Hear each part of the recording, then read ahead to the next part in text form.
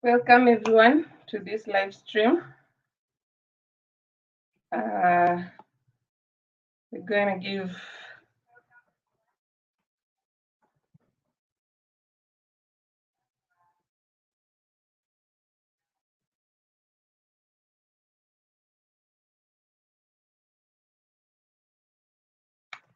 give people a few minutes to this.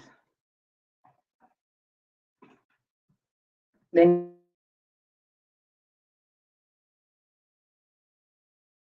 we are going to start.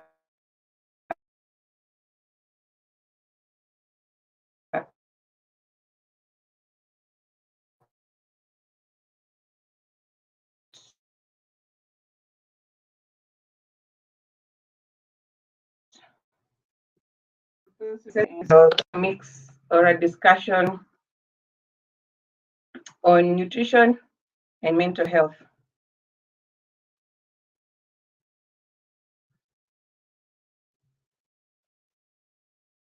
If you have any questions,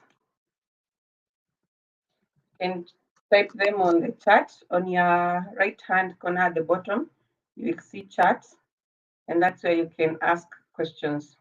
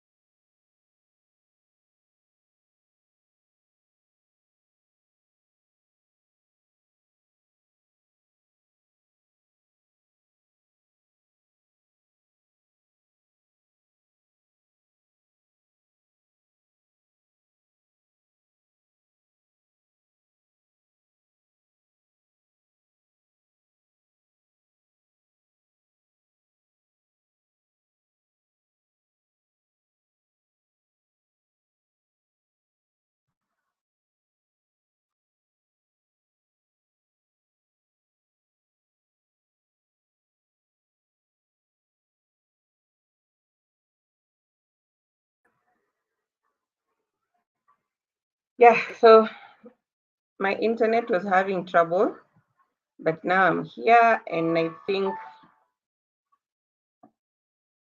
hello?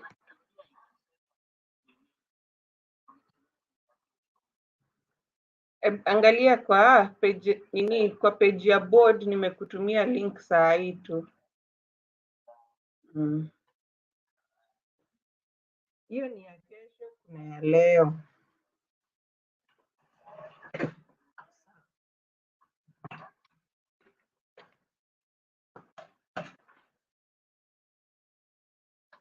You want water?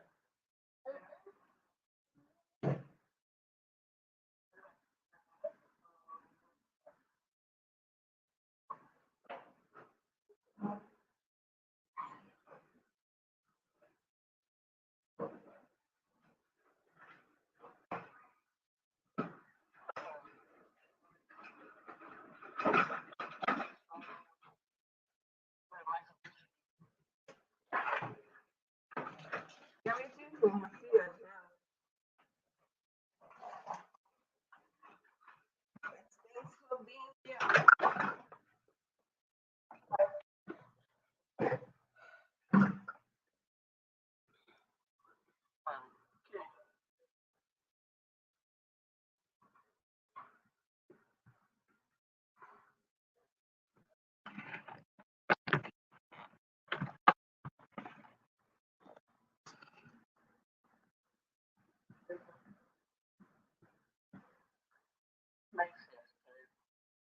Thanks.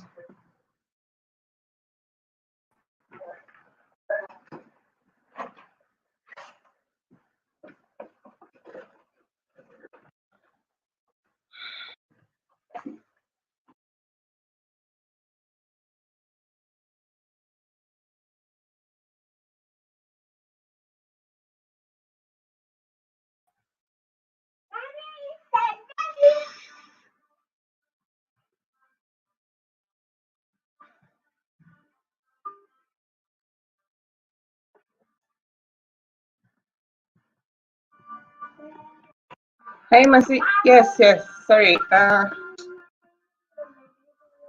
Seems people joined and then they left because we were having trouble. So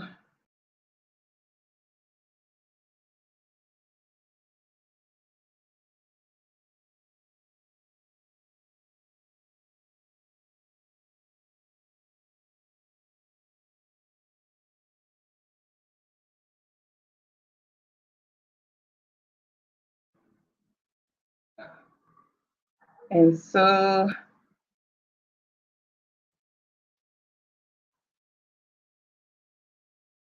yeah, well, yeah, now we can start.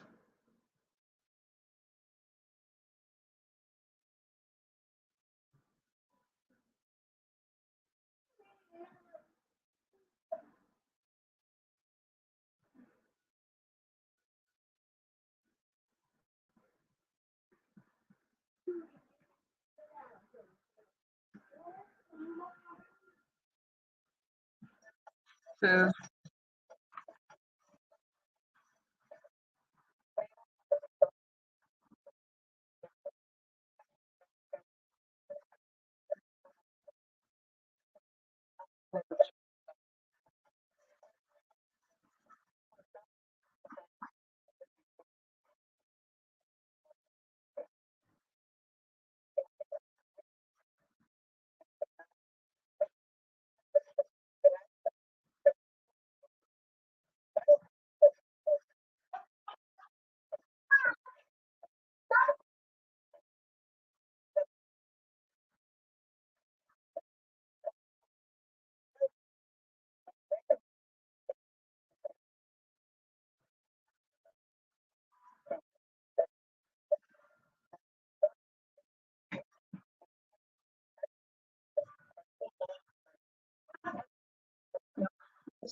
okay.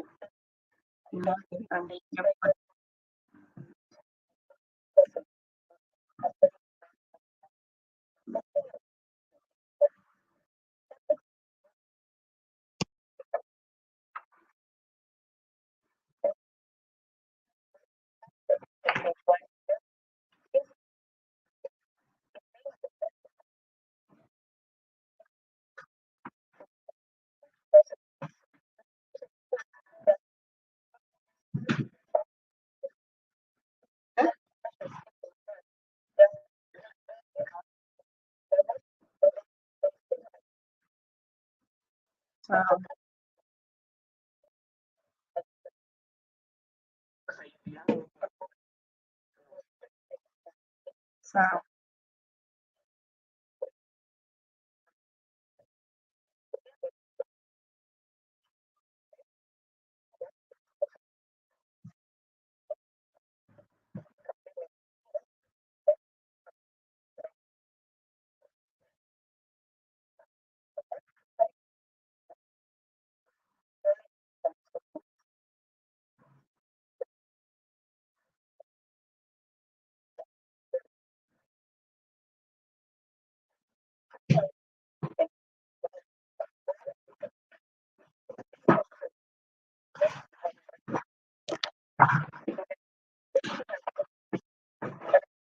Lassie, can you hear me? Lassie.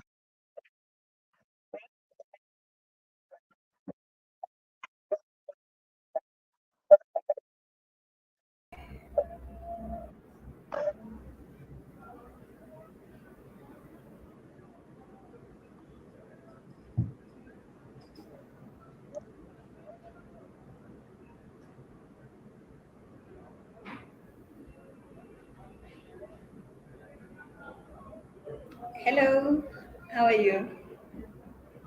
Hi. My Uh, audio is okay? you what? My audio. Yeah, I can hear you. John, All can you right. hear us? John,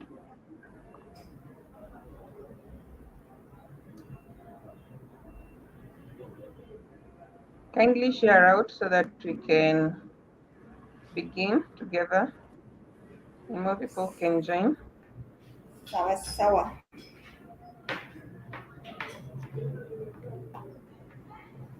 Let me plug in these ones first.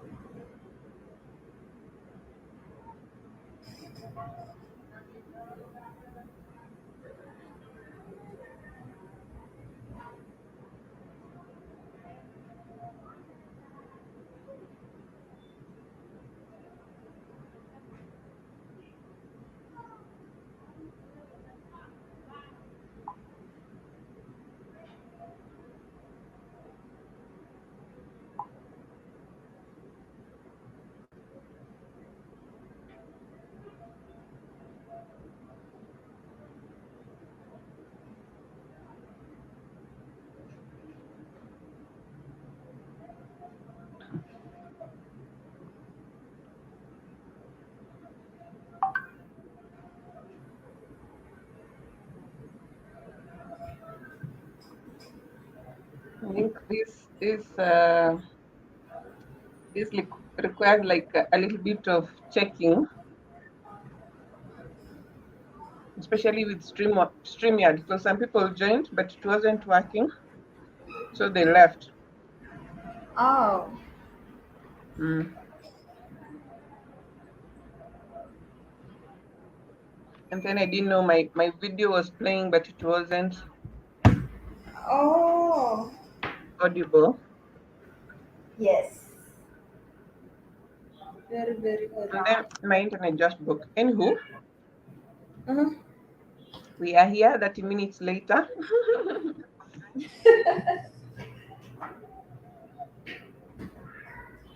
and so I have some slides that I want to share, but I would really like for us to like reach at least 5 or 10 people, because so that it makes some sense. Kidogo tu. Hi, Tracy. John, can you hear us now? Ati nini? Oh no! Please tell no. John,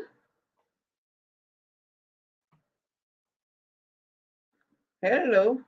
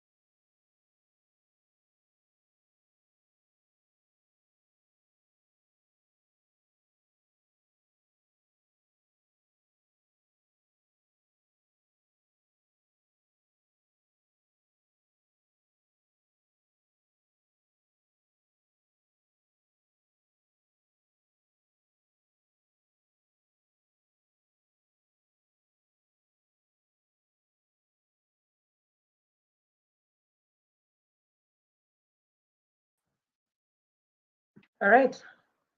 So I'm going to be sharing some slides, but basically this is a discussion around nutrition, mental health, and how they have an impact on your life. So it's an interactive session. Of course, we have some guiding slides, but it's more of an interactive session. So I wanted to start with a video.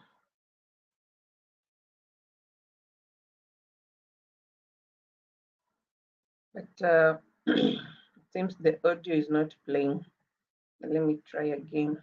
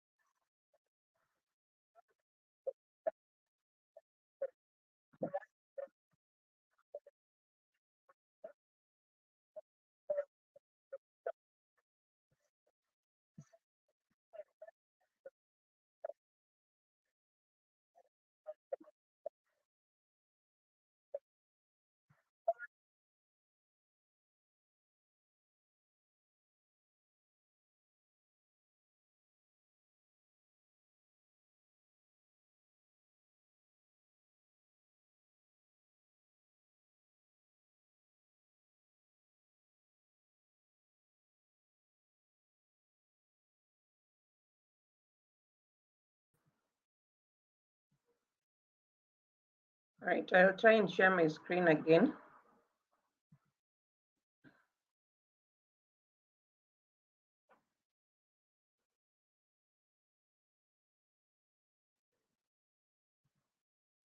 Welcome if you are joining us.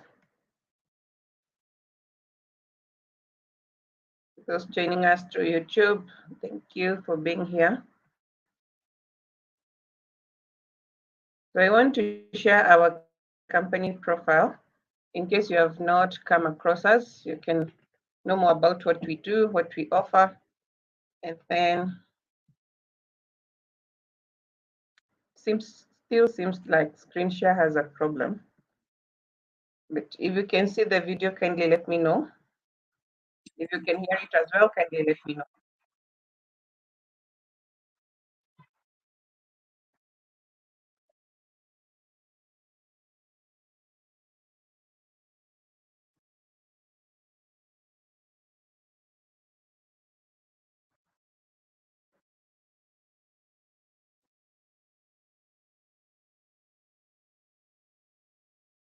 It seems the video is not audible. I'm just gonna stop it.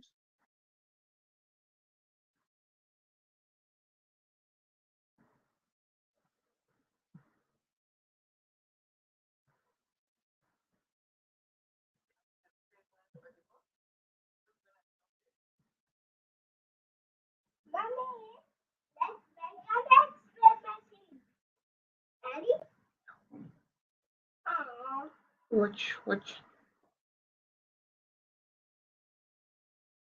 So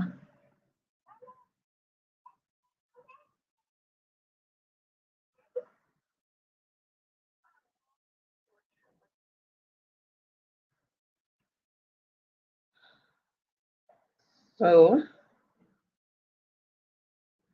working at home is hard. Anyway, welcome to today's session. My name is Jessica Wanjiku. I'm a licensed nutritionist and I work with Malkia Nutrition. I will let my colleague also introduce herself and then we'll go to the slides. So, Mercy, welcome. Thank you. Hi, everyone. My name is Masibambo Imorege. I'm a counselor and I'm also an ardent mental health advocate.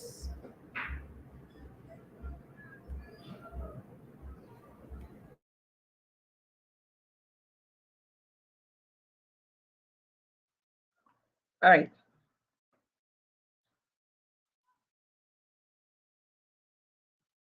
So, we wanted to look at the interaction or the understanding of nutrition and mental health well-being and how that leads to different health outcomes in our bodies, like how it affects us on a day-to-day basis.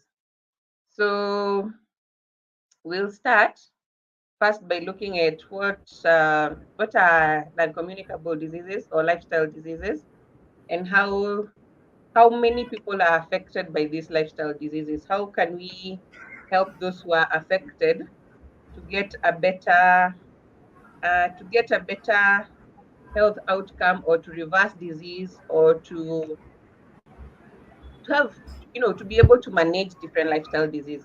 So for one, it's interesting to know that more people are obese and overweight than those who are underweight.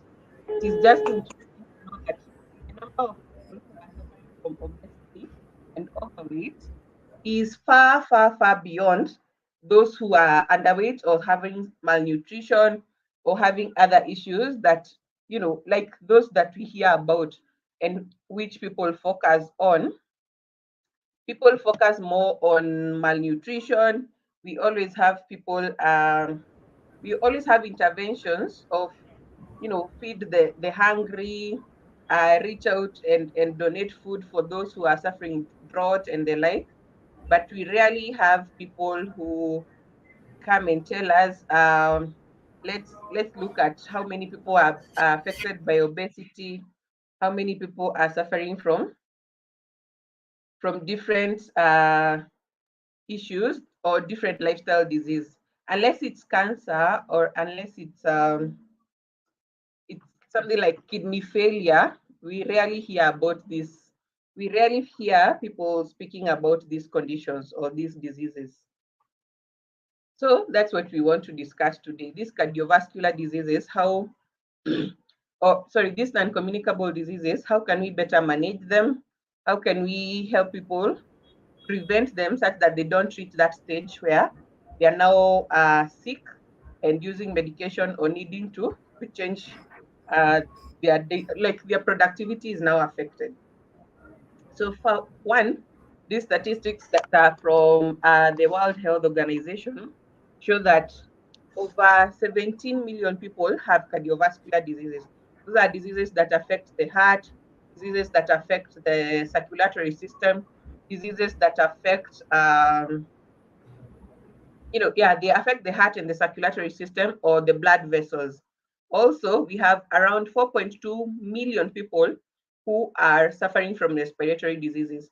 It could be any issue with the lungs, any issue with the breathing system, asthma, all those conditions, all those respiratory conditions. Then for cancer, it's still high at 7.5 million people being affected by cancer, different cancers, skin cancer, stomach cancer, breast cancer, prostate cancer, World over, it's about 1.7 million. Then we have diabetes affecting uh, 12 million people. We have stroke. Stroke where your heart fails, and so there's no blood supply to the brain. And so part of your organs or part of your body doesn't function as it should. Then we have other lifestyle diseases like osteoarthritis, hypertension, type 2 diabetes, hyperlipidemia, obstructive sleep apnea. Let me just take time to explain what these are so that I'm not using jargon and I'm not, I'm not using jargon for those people who are not nutritionists or scientists or doctors and they don't understand what I'm talking about. So obesity, we know it's when your weight is high, too high, and so your body is not able your body has stored a lot of fat, leading to accumulation of fat around your midsection or on your arms or your legs or your neck. I'm sure we have seen people who are termed as obese. So it starts as overweight, then it goes to obesity.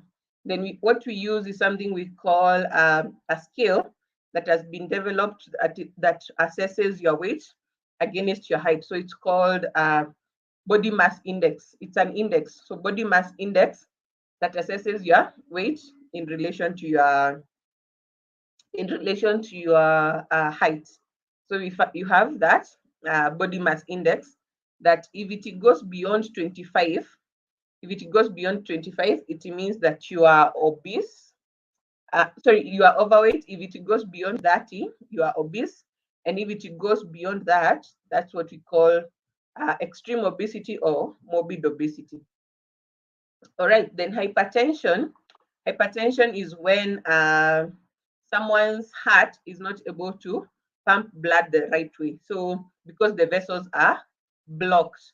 So you find such persons or such people, they will suffer from high blood pressure. But there's also low blood pressure. This is whereby your body is not, your heart is weak and it's not able to pump blood to all the organs as it should. Then we have type 2 diabetes. Type 2 diabetes is when your body is not able to release something called insulin. Insulin is a hormone that helps your body to pack sugar or blood glucose to the right places. So when you have no insulin, you experience too much blood sugar in your uh, in your blood, and when that's the case, you find that your body is not able to operate as it should. So you find that's not okay. You find that in that case, also the body suffers because there's too much blood sugar in the blood, leading to the organs not functioning properly, because some organs are affected by blood sugar. For example, the brain and the kidneys, they are highly affected by blood sugar. All right. Okay, so I'm going to take a break here also to allow for more people to join. I'll stop my presentation at this point and allow our moderator to share the video of our company profile. And as that happens, I will also mute my video. So go ahead, John, if you can, from your end.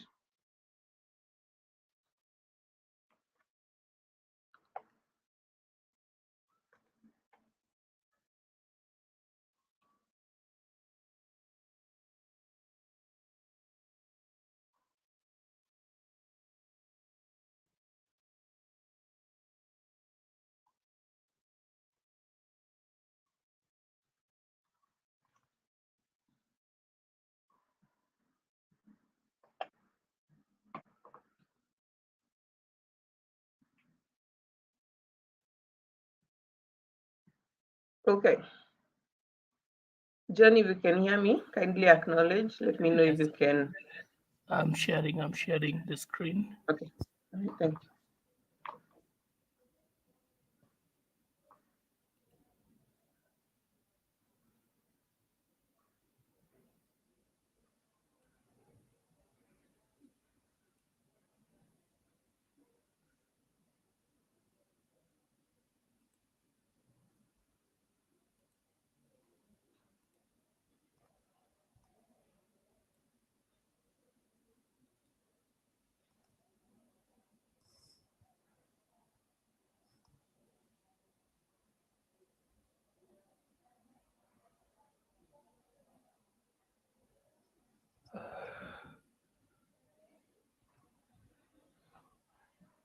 Thank you, Alice.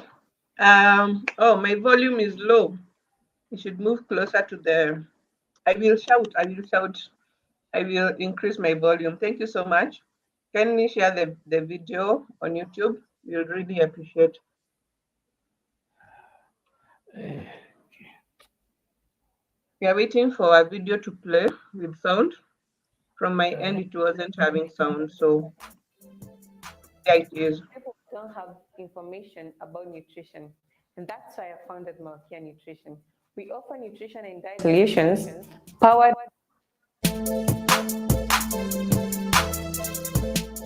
My name is Jessica Wanjiku. I'm a licensed nutritionist working here.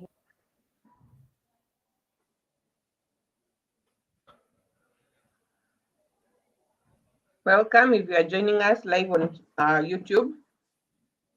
We are sharing a video on our company profile. Kenya. I'm passionate about the food we eat and how we eat it in a way that benefits our bodies.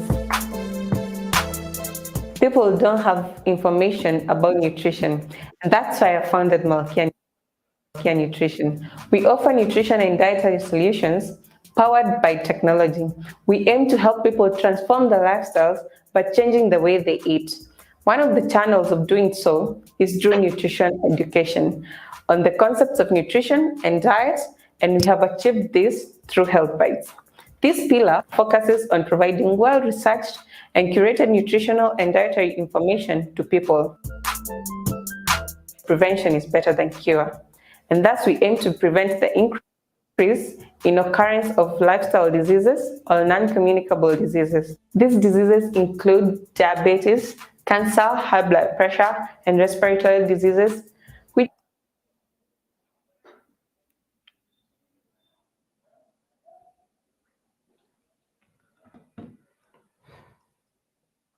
are the leading cause of death globally, according to World Health Organization, and many of them are preventable.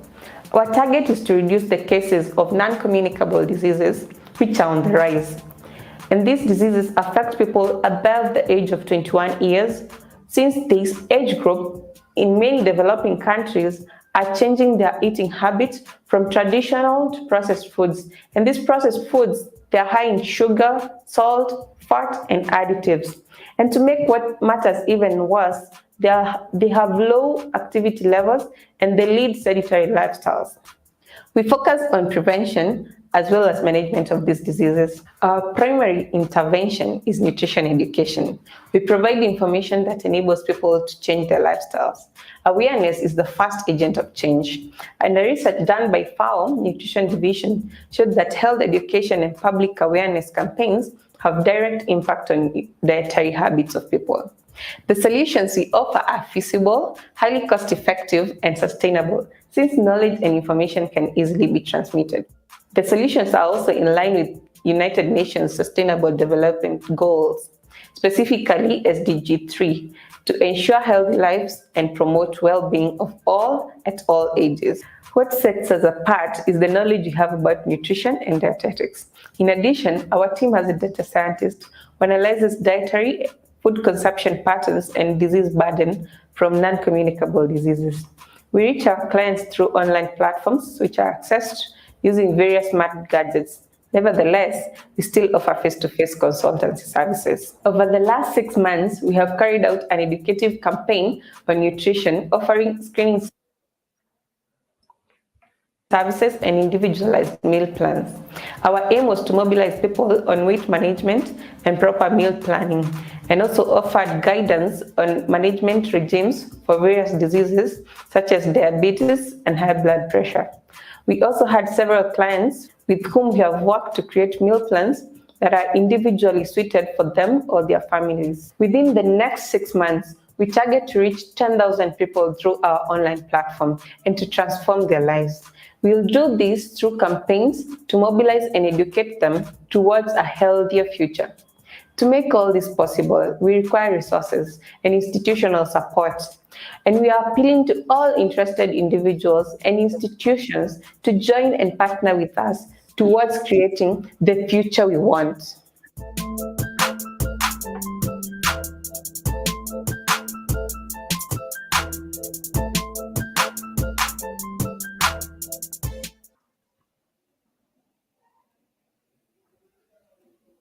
Thank you so much, John, for sharing that. Thank you.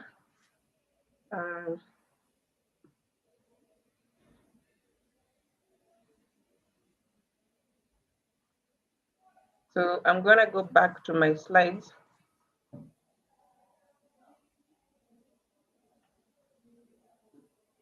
I don't know why they're not loading.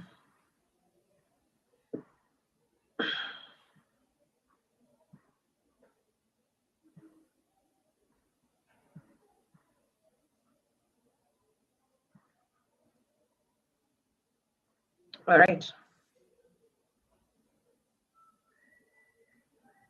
Welcome back. So this is where we were, looking at the different kinds of lifestyle diseases.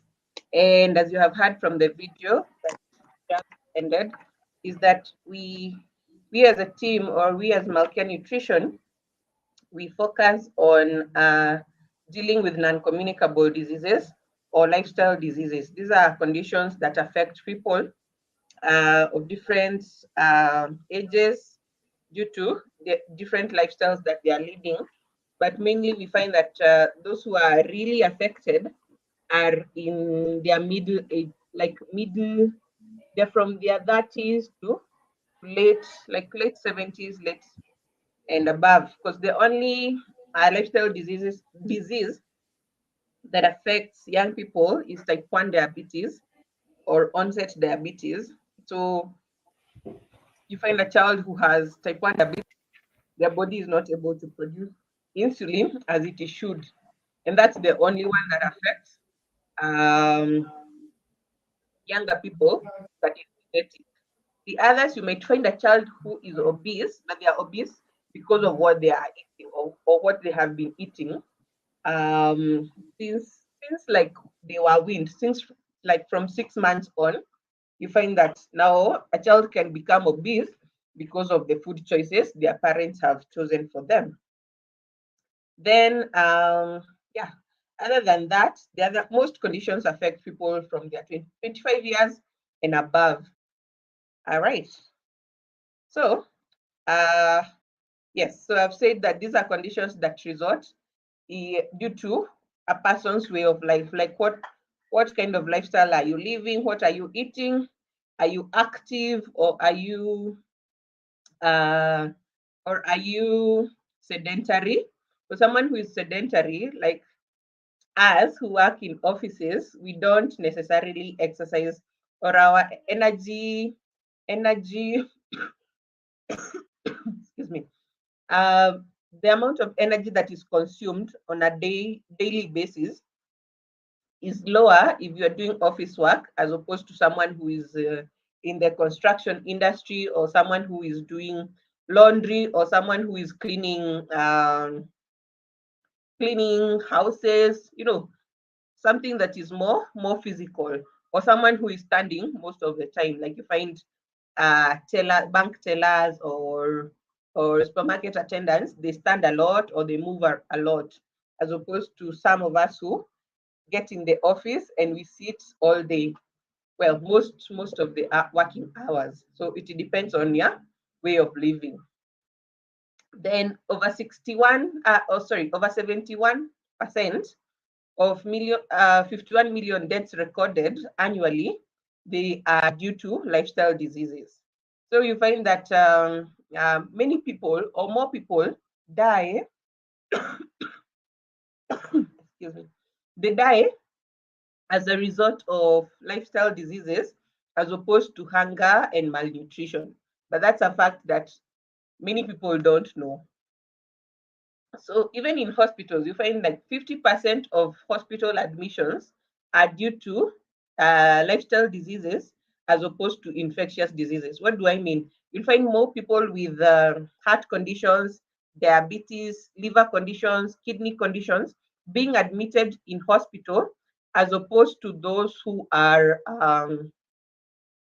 as opposed to those who have something like malaria or typhoid or diarrhea or the like. So more people are admitted in hospital due to different lifestyle diseases as opposed to infectious diseases.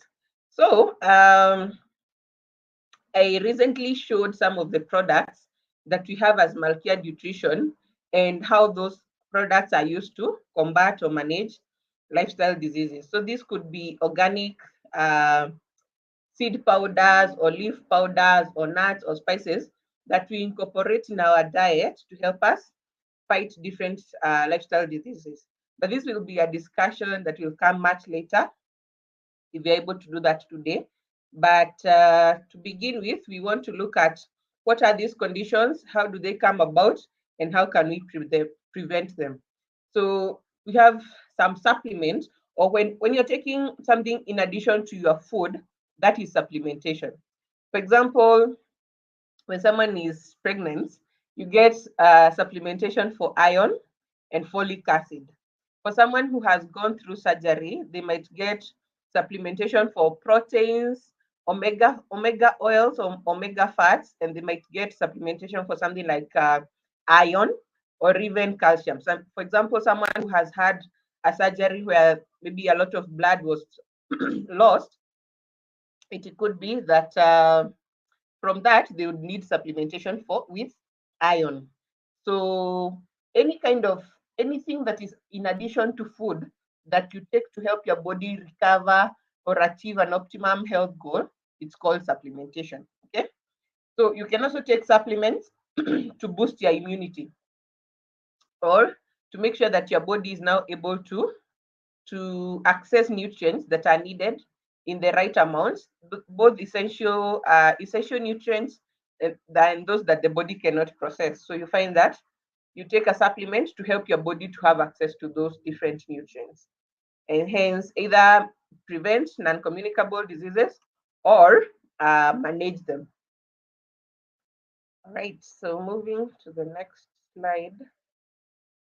So we have different causes of lifestyle diseases. Could be malnutrition. Malnutrition is broad.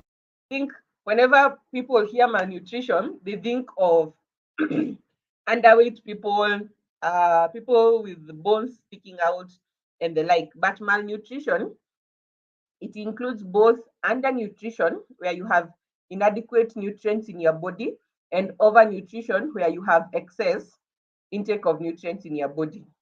So that's a major cause of lifestyle disease. The other one is sedentary lifestyle or lack of exercise. I've already mentioned it. Some people like who are mainly in the office, they don't exercise as such. We did a survey, a small survey in 2019, where we asked some colleagues and friends and students how many times a week do they exercise, and most of them, they rarely exercised, not even 2 times a week. Some of them didn't even exercise at all. And even the lecturers who are teaching us in that institution, most of them don't exercise. Reason being, they don't have time. Most of them say they don't have time. So they wake up. You wake up relatively early. You have to prepare yourself, go to work, beat traffic jam, be in the office on time. You work all day. Over lunchtime, you might not even be able to exercise or even think about exercising. Then in the evening again, you leave early. You leave the office early so that you get home on time. But maybe you encounter traffic and you still get home pretty late. You only eat and sleep. That's the normal. That's excuse me. That's what most people do.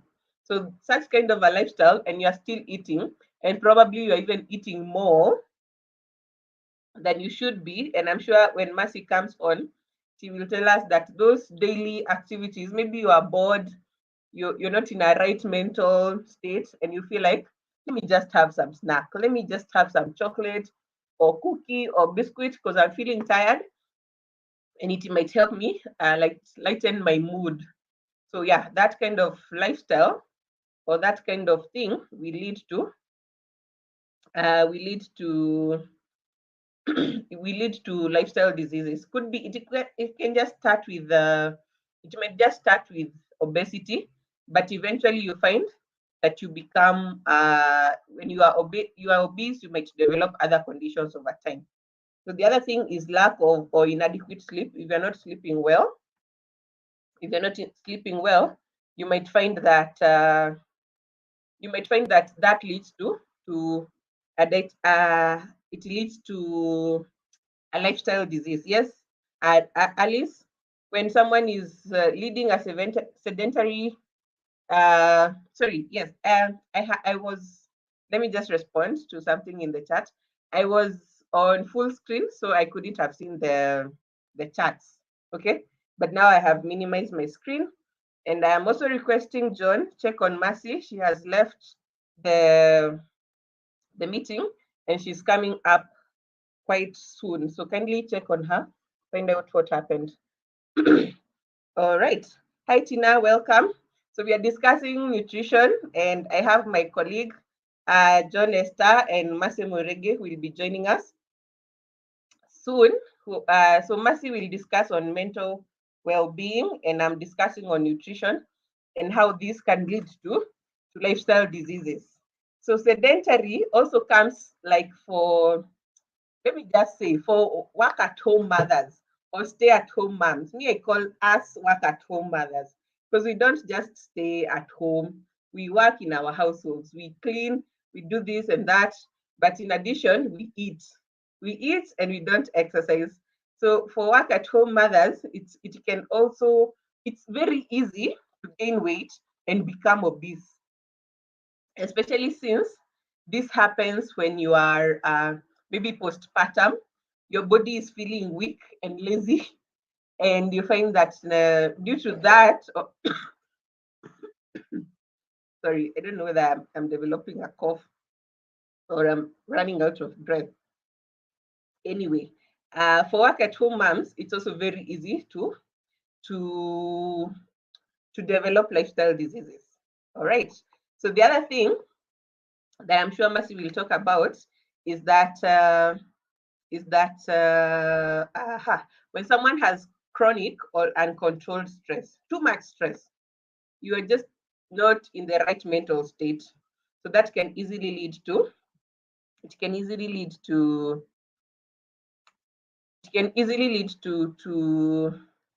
lifestyle diseases. The other thing is excess intake of alcohol. We know people who drink a lot, and so when that happens, you can easily develop lifestyle diseases. This could be issues with your kidneys, issues with your liver, and even just your mental well-being. You're not in the right mental space to you're not in the right mental space to be productive or to be the kind of to reach your maximum capacity as an individual. The other thing is for those who smoke chronically, we know that leads to respiratory issues or diseases, and it can also lead to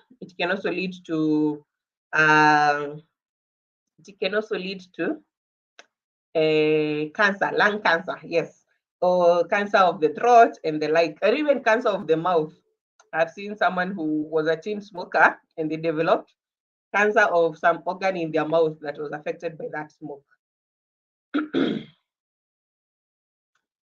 John, kindly unmute, tell us whether my colleague is coming back, because our slides are coming up pretty soon.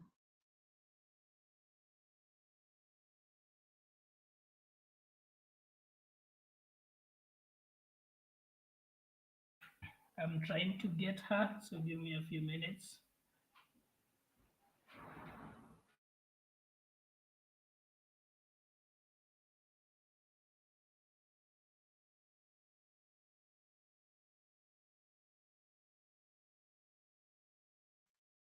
Okay, I will continue even as I wait.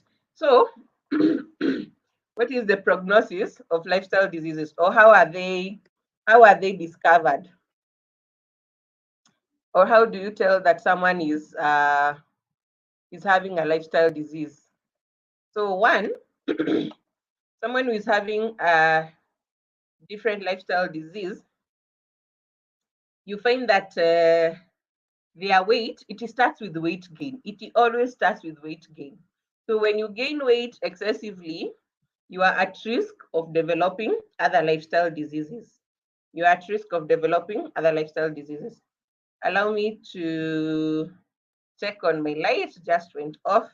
Allow me to change it so that you can at least see my face.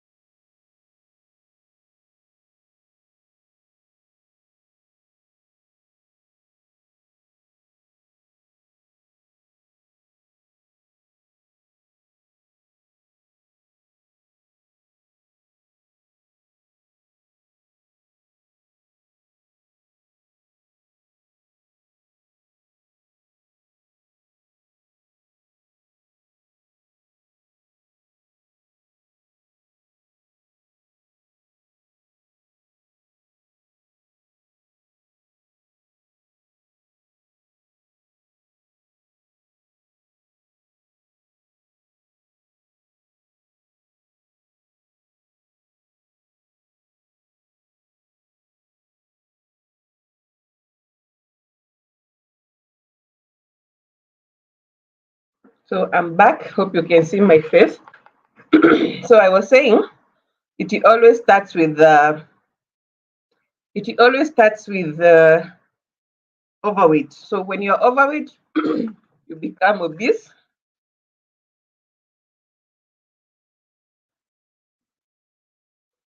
When you're overweight and you become obese, and then that weight leads to a lot of other issues. Can lead to type 2 diabetes, where your body is not able to process blood glucose as it should. It can become hypertension, where you have too much cholesterol in your body, or it can lead to any other of the lifestyle cardiovascular diseases. Also, it can lead to kidney problems. Again, where your body is not able to excrete the toxins as it should. It can lead to cancer. It can lead to peptic ulcers.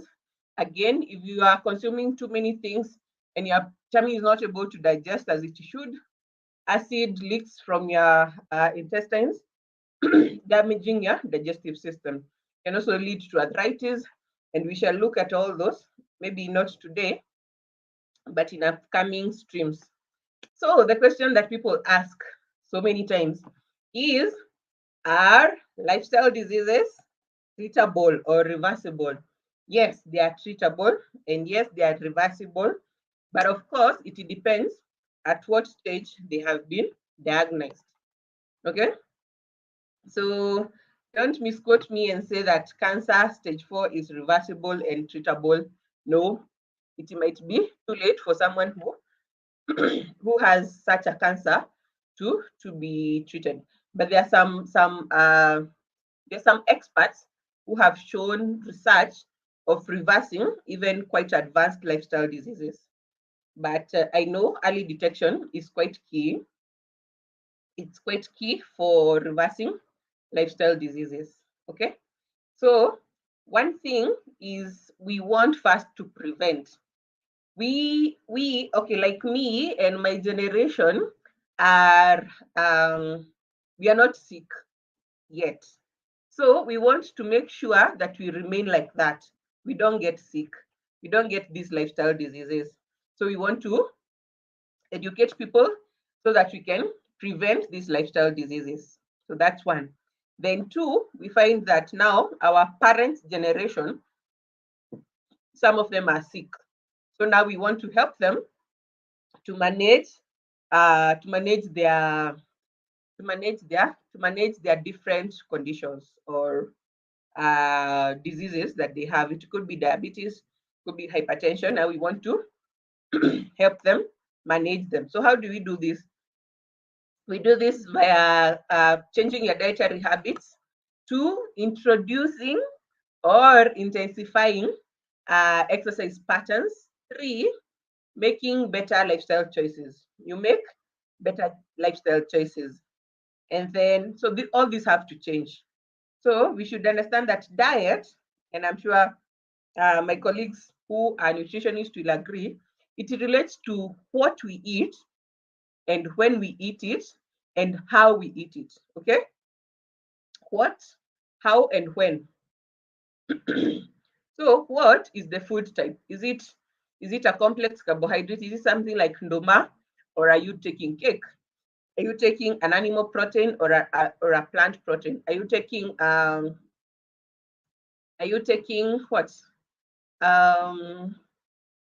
Are you taking juice as opposed to water? Things like those. What are you taking? Then how are you taking it? How often? Are you snacking every other hour? Are you taking fruits after every 2 or 3 days and not daily as is recommended? So how?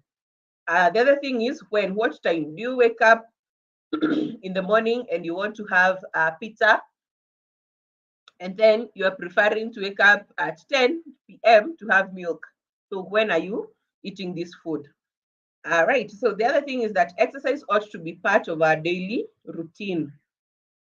Daily. Whether it's walking, whether you start with walking, whether you are an advanced yoga guru and you're doing those complex moves, or whether you are there in the middle. You can run, you can skip a rope, you can do this and that, but you haven't been doing it consistently. But now it should be part of your daily routine. And then over time, it is spans, and you increase the time span. If you have been exercising for 15 minutes, if you have been taking a walk for 30 minutes, you increase it over time, or you change the type of exercise. If you have been walking, now you can run. If you have been running, now you can try maybe more complex things like more complex stretches and the like. Okay. So you increase the intensity and the time and the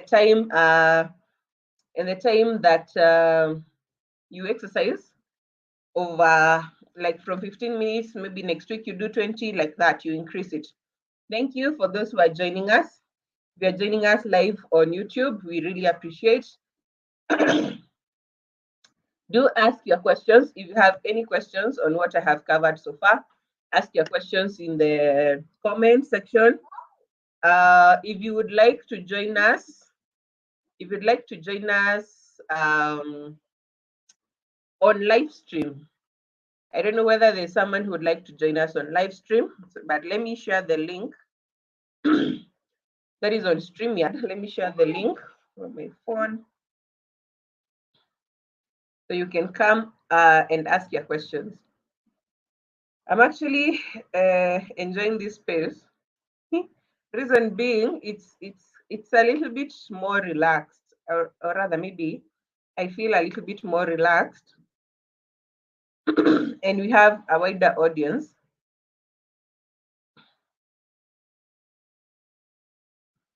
Through YouTube StreamYard, and we are live.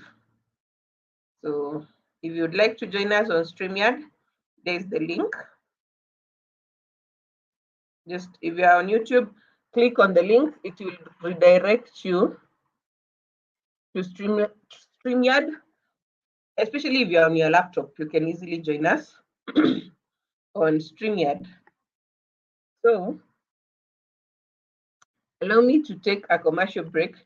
John, if you can help us play another video from our channel. The other one, which is the first part of understanding lifestyle diseases, kindly, if you can share it with us. Kindly unmute if you can hear me and you're in a position to do so. Yeah, I can hear you. All right, kindly play another video as I take a break.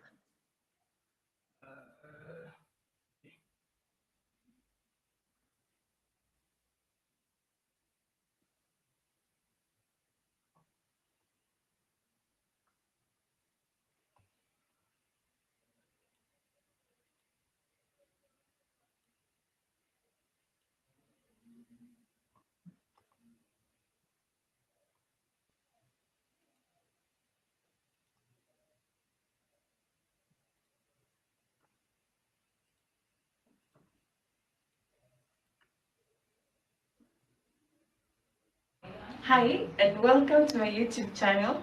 My name is Jessica Wanjiku. I'm a licensed nutritionist. I work here in Kenya.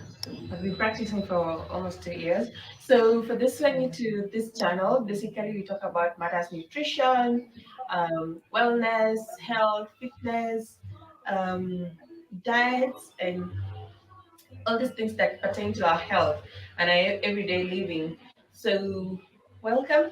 Kindly, if you have not subscribe to this channel, like and share. Let's get as many people as possible knowing about the nutrition and why it's important. So, today I want to talk about an interesting topic of lifestyle diseases or non-communicable diseases, which is not a common term, but we mostly know lifestyle diseases. So we'll discuss what they are and mention a few types of non-communicable diseases, and we'll see how to prevent them, especially during this period where most of us are either at home or are not as physically active as they were before.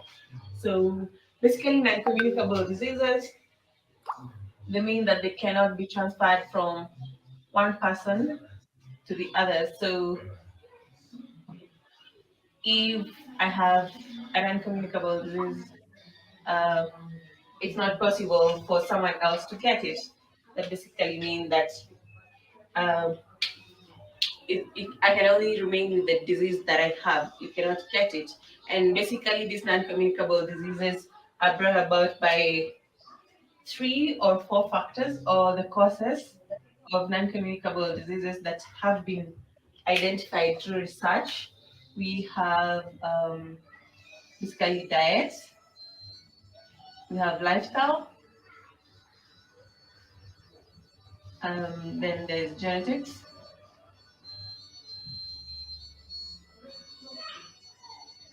what means that the food you eat from diet is that the food you eat can contribute to you getting lifestyle diseases.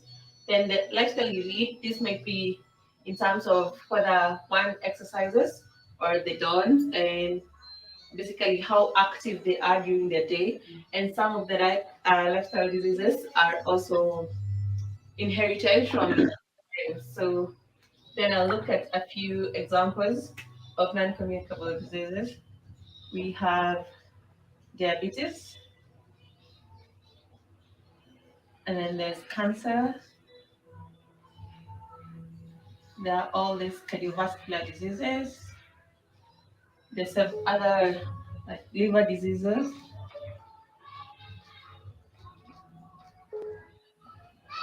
Right. Kwega few bisha icio nĩ nĩũkwendaga gũtũmĩra? Maybe these are the diseases that we find that most people have, but they cannot be transmitted to anyone else. And a quick fact, like here in Kenya, we have 50% of hospital admissions YouTube. as a result of non-communicable diseases. YouTube. 50% of the people we find in Link dago tumira ya YouTube. Ndirakuria kana ni wakuriki. It's a worrying number. That means Gutumira rĩngĩ ũkũrikia na that you must probably are disposed to ũgũthikĩrĩria inactively. non-communicable diseases. And most of these diseases are, they can result to death if they're not managed or if the management is not well done. And that's where we come in as nutritionists. So we help someone manage their diet and their lifestyle. We cannot really change genetics, but if we can control 2 out of 3 factors that can result to non-communicable diseases, Hello. I would say that you are set to go. You are to avoid these non-communicable diseases. So this is what you do. We basically help you get a plan for your diet, basically, and a plan that you can use to achieve a healthy lifestyle. So join me as I talk more about lifestyle diseases, how to prevent them, what diet is best for which condition, and get to be more educated and to know more about these diseases. So thank you, and you can get more information on the link below about what we do as nutritionists, as where I work for, from that is Malkia Nutrition. And I hope you like the content that we're creating. Give us tips on what you would like to see on this channel, and also subscribe, share, and like. We'll appreciate that. Thanks so much. Bye bye.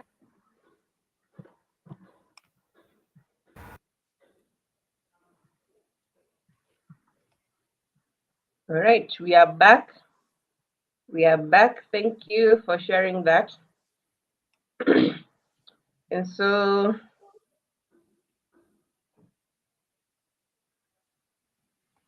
I will continue.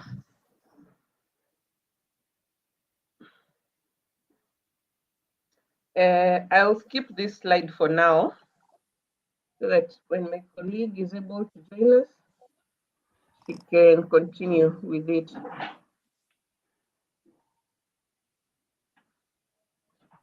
So I will go to the first condition, which is obesity. I'd already mentioned that it's when there's abnormal or excessive fat accumulation that presents a risk to health. Like if you have too much fat in your body and it just is not healthy for you. So that's what it means. That's what it means when you are when you're obese. Now, I said we use an index that we call the body mass index. Body mass index.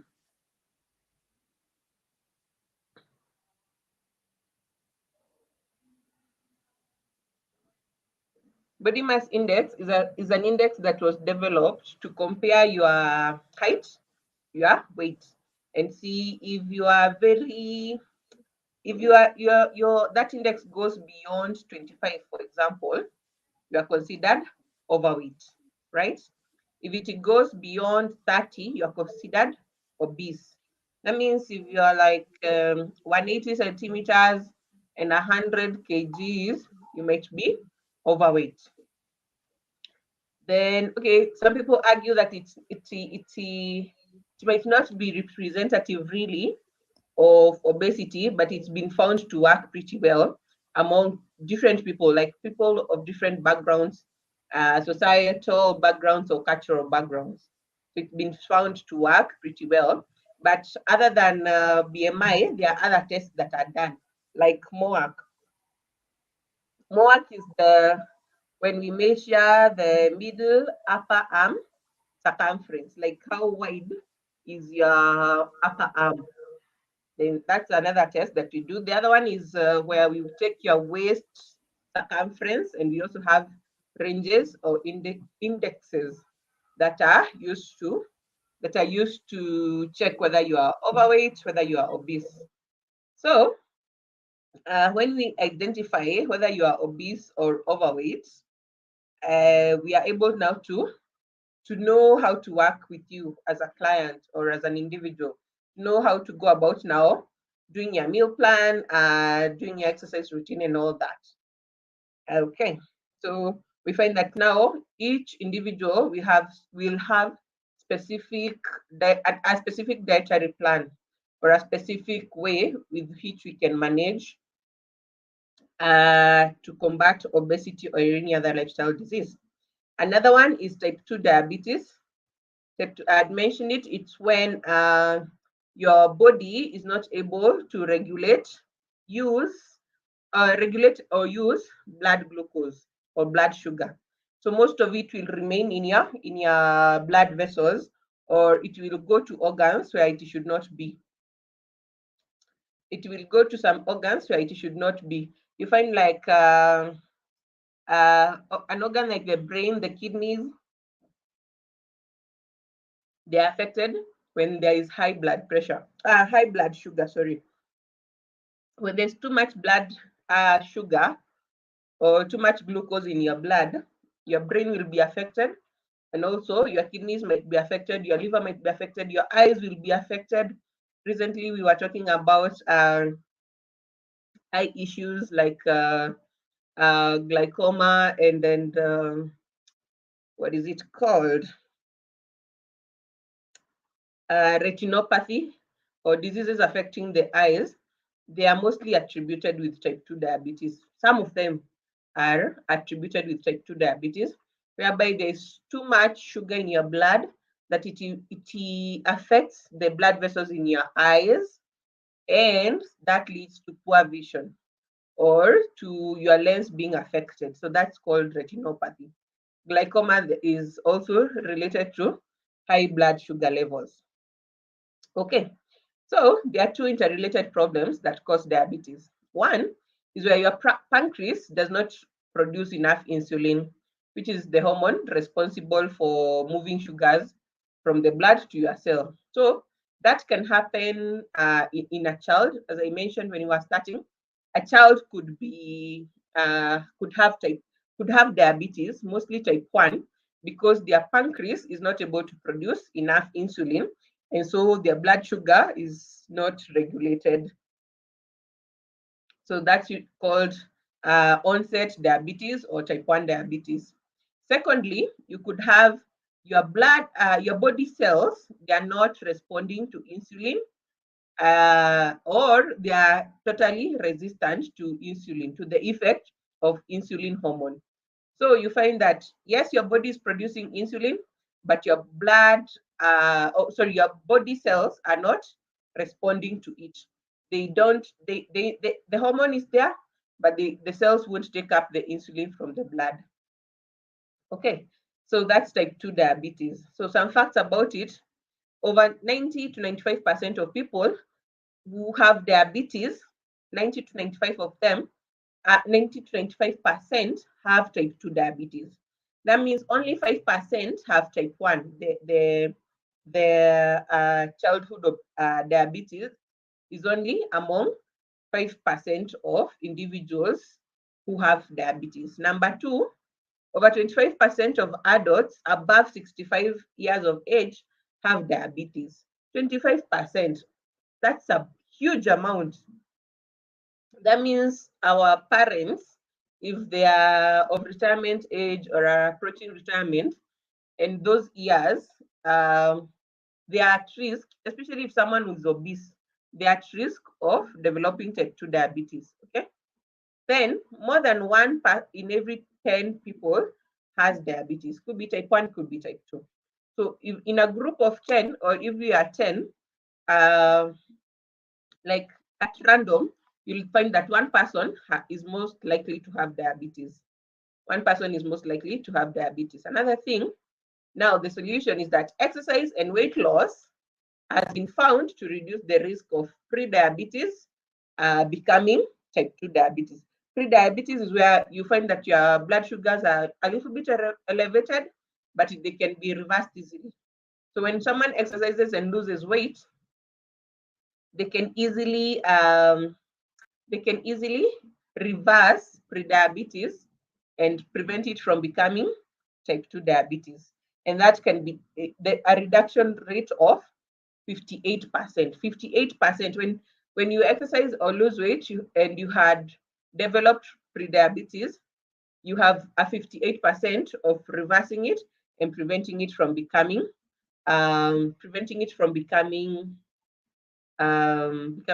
becoming diabetes. Okay. All right, we move to another set of conditions called pre-diabetes. Diabetes is still on my mind. Called cardiovascular diseases. Cardiovascular diseases. These ones, I said they affect the heart and the blood vessels or the circulatory system. So this is everything about hypertension. People know hypertension or high blood sugar.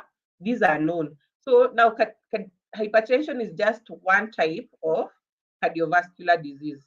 There are so many types, even some that are they don't develop due to your lifestyle. I'm forgetting that name, but they don't develop due to your lifestyle. Like maybe they are congenital. Yes, that's the word I was looking for.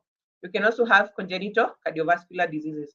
These are whereby your body somehow did not develop properly, did not grow properly. Like maybe your blood, the heart valves have an issue, or the hole in your heart did not seal.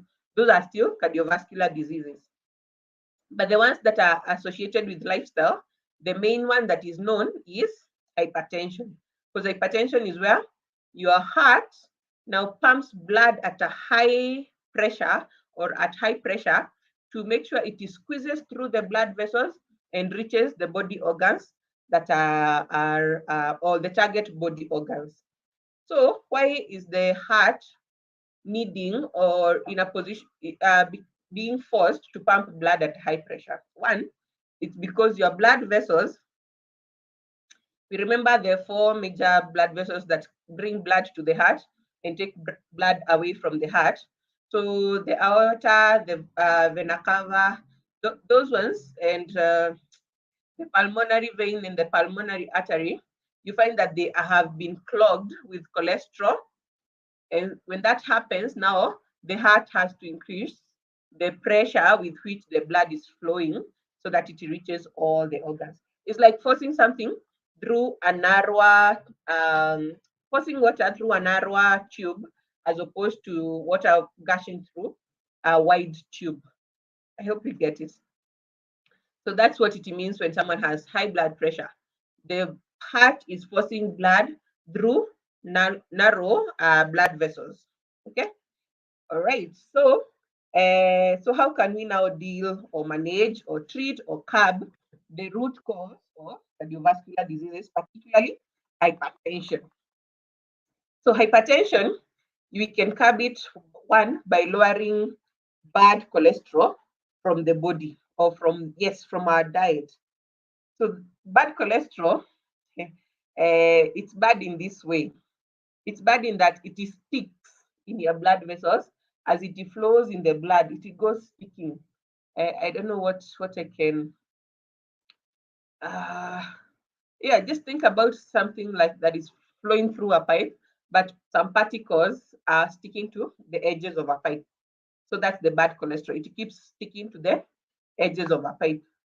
If you have any questions and you are live on YouTube, kindly feel free to ask.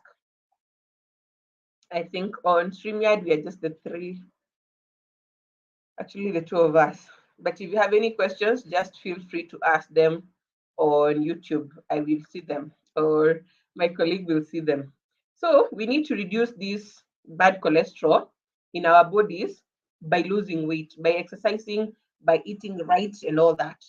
Number two, there's need to cut down on the sources of sugar that we consume. And sugar is not just in the tea sugar that we eat or the glucose that we used to eat when we were younger. No, most foods when they are digested, they become glucose or blood sugar. For example, all carbohydrates, when they are digested, they will become glucose and another type of sugar, like maltose and all that. So we need to cut down on the sources, the food sources. So, and also like convert to low glycemic food products. When I say low glycemic, what I mean is foods that release sugar or glucose slowly. They release glucose very slowly, right? So those are the low glycemic foods. Foods like ndoma, ngwashe, foods like cassava, even githeri, those combinations, they release blood sugars very slowly, which enables your body to utilize the sugars at a good rate. And so you don't suffer from like a spike in blood sugar and then it drops suddenly. So we find that when you convert your dietary habits to consuming low glycemic foods, it's more likely for you to lose weight and to control any cardiovascular condition that you might be having. All right. Then we also have avoiding trans fats. These are mainly fats from animal proteins. One way of doing this is by changing the kind of cooking fat you use, because most of the, even I just said cooking fat. So fat comes from animals. We know that we have fat from cows, fat from sheep, fat from goats, chicken. All these animals have a lot of fat. So what used to happen a little bit, like a few years ago, these food companies would just get fat from food, like tallow. Tallow is oil or fat from cows. So that is what we used to use, like cooking fat.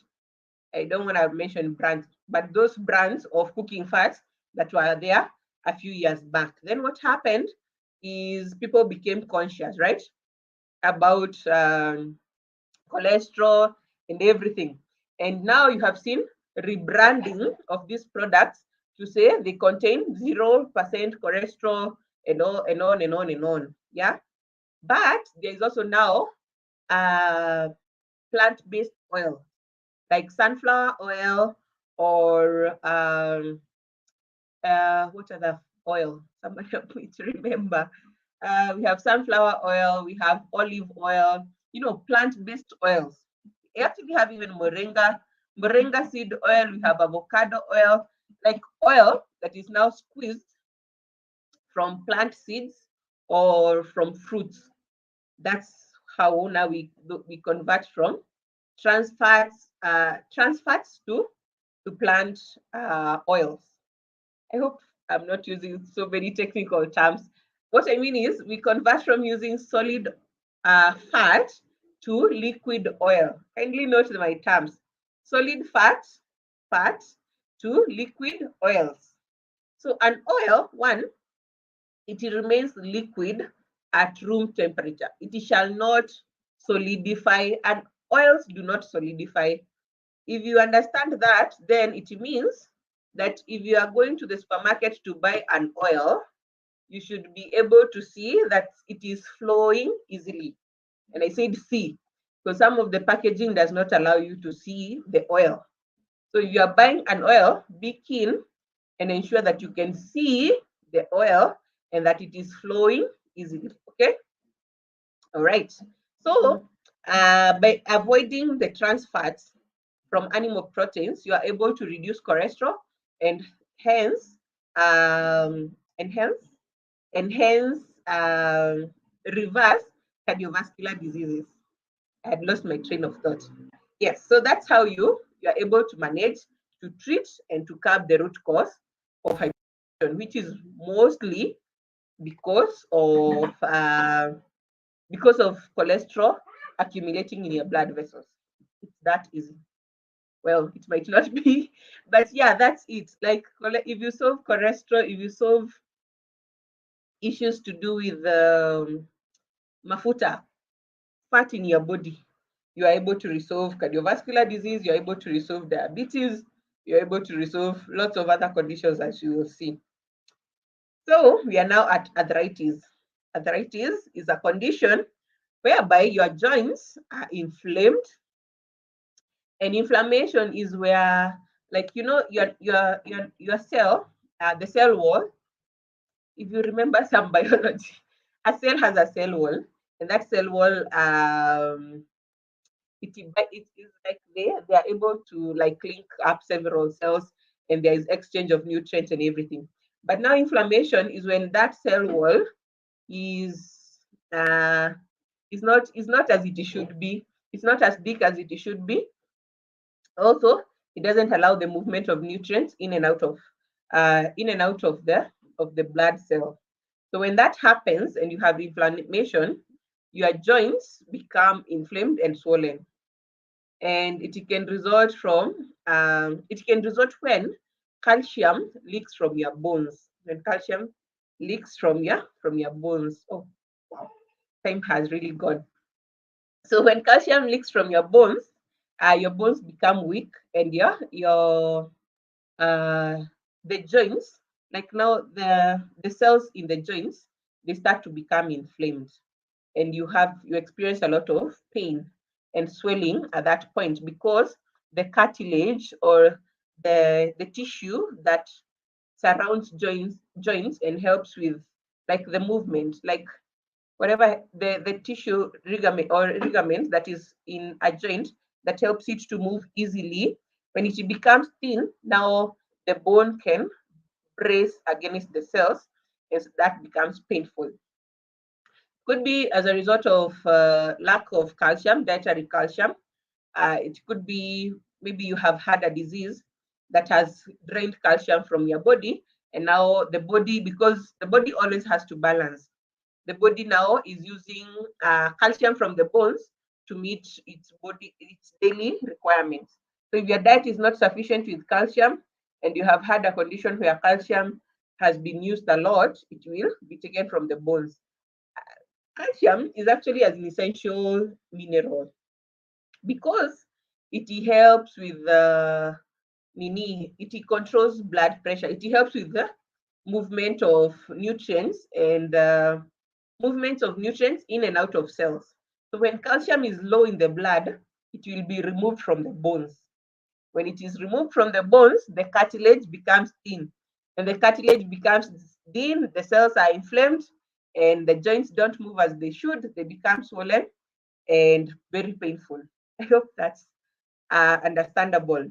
Now, we have something that arthritis is of two types. There is osteoarthritis and rheumatoid arthritis.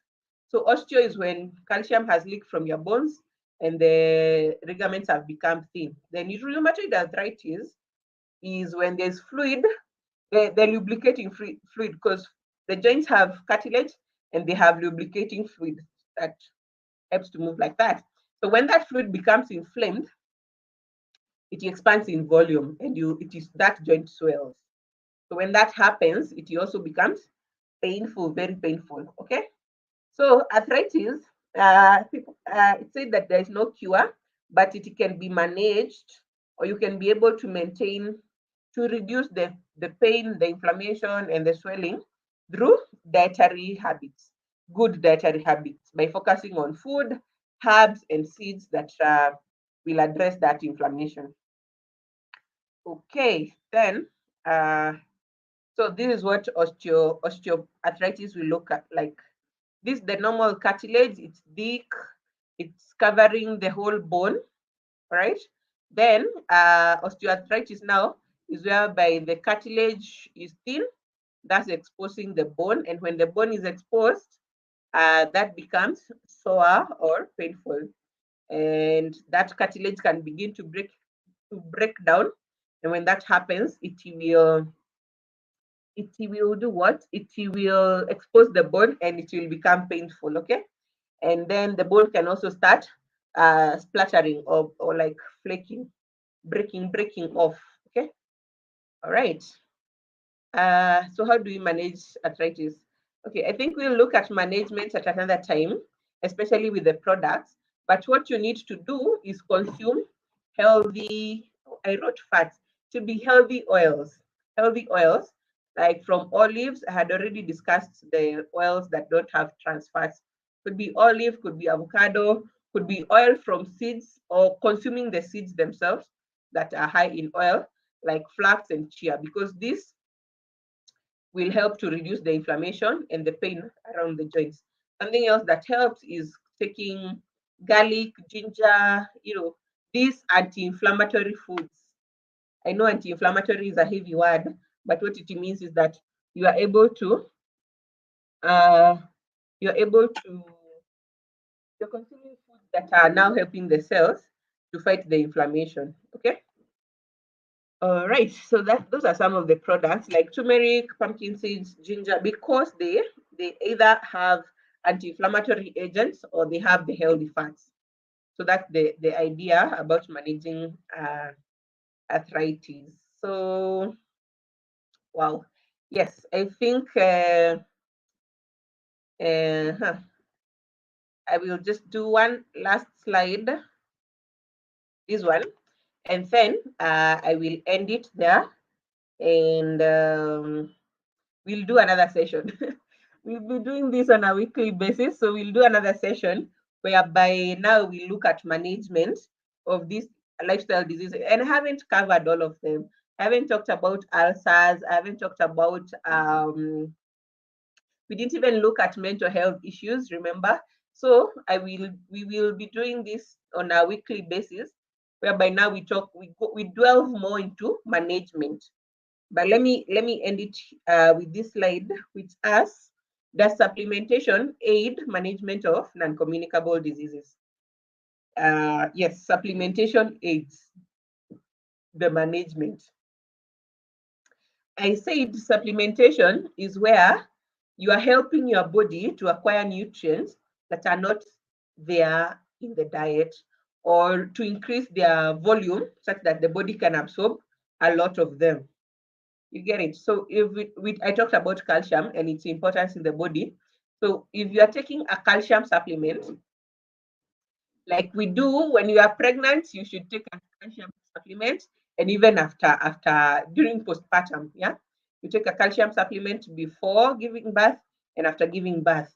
Other people who take calcium supplements is anyone with osteoarthritis or rheumatoid arthritis, or someone who just feels like, hey, I'm just getting tired too easily. Probably something is wrong with my calcium levels, or my bones don't feel as strong as they were before. So supplementation is where you are increasing the level of a certain nutrient in your body, so that your body can absorb them easily, right? The body is not able to absorb them from the diet, so now you're trying to increase the level of that nutrient in your body so that it is easily absorbed by the body. So that's how supplementation helps, right? So why do we need supplementation? One, because the composition of food, the food that we take, especially recently, it has changed so much from whole foods to highly processed foods. Whole foods, what do I mean by whole foods? Like, for example, think of maize flour. Yeah, maize flour. Initially, we would mill it in the local mill. Yeah, with everything, with the husk, with the endosperm and everything. But nowadays, we buy it when it's packaged. And what happens during processing? They remove the husk, they remove the endosperm, the yellow thing at the tip of the maize, and they just mill the other part. Yeah, they mill the big white part, and then after it's milled, sometimes, not always, it's whitened, or for it to be that nice bright white color.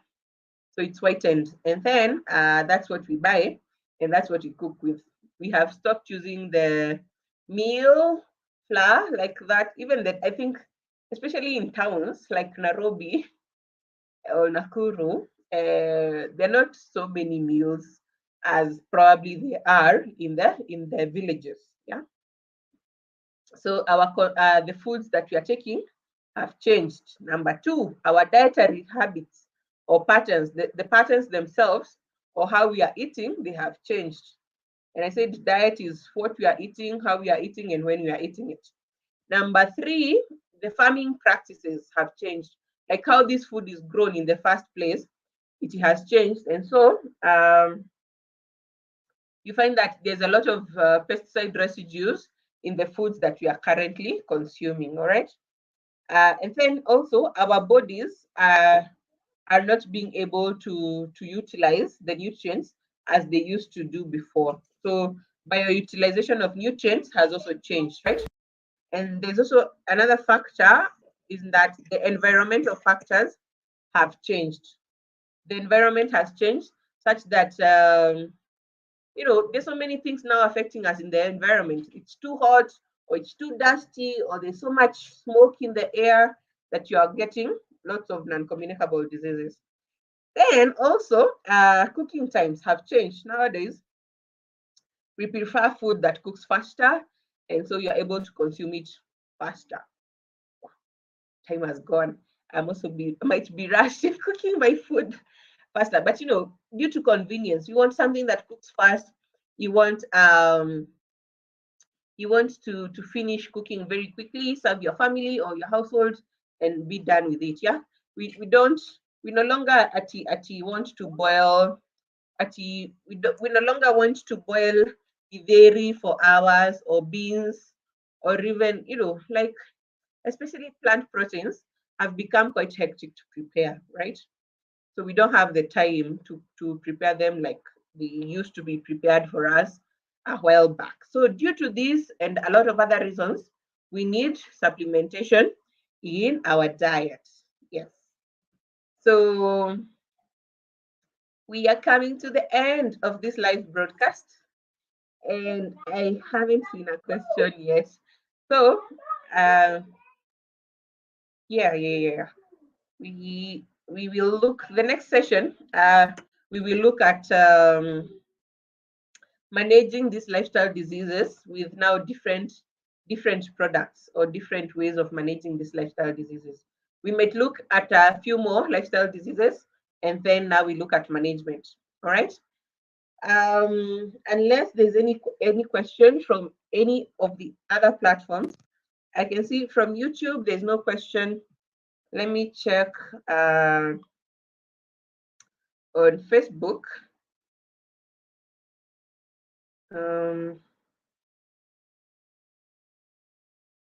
I don't see any questions there as yet as well.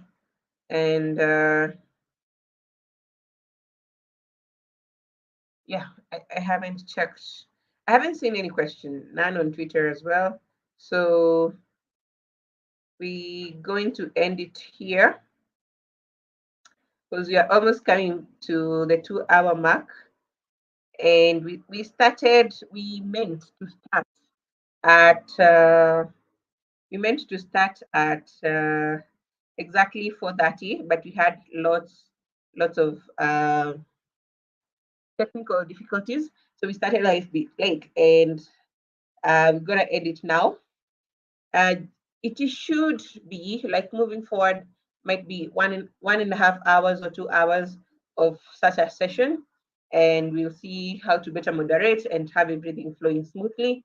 And so because there are no questions, I want to end it there. And thank you everyone who has been with us. Thank you to my team for helping with the coordinating and everything. One of my colleagues was not able to join us, but she'll be here next time, hopefully, to answer any mental health inquiry. And for the next session, she'll be the one taking more of the lead so that she can discuss mental health issues and what to do and how to do it right, and how that relates to diet and how that is affecting many people in our society, and what we should do about mental health issues, what we should do, how that affects nutrition, and how we can better manage the two conditions, yes, such that an individual is able to do what? Is able to have the best life outcome that they can, right? Hope you get it. And so thank you everyone who has joined us. And I'm going to end the broadcast. Look forward to the next one next week, probably on Thursday or Friday, God willing. And yeah, bye bye. Thank you so much. Thank you for staying tuned to Malkia Nutrition. Kindly check out any other video on this channel.